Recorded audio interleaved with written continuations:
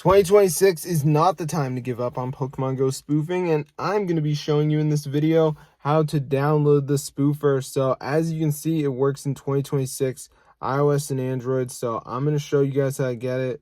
So as you can see, I got all the settings. So I'm going to show you guys all the features that you want.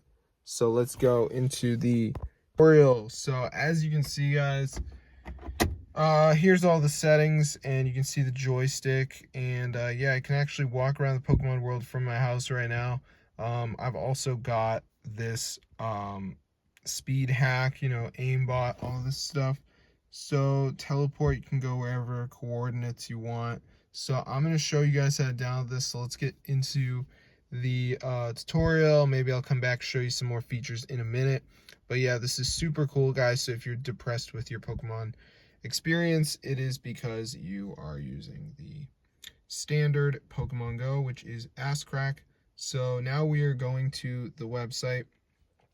So on this website, I want you to type in Pokemon. So as you can see, there it is. So press install. So like before this actually downloads, there is going to be a little verification step.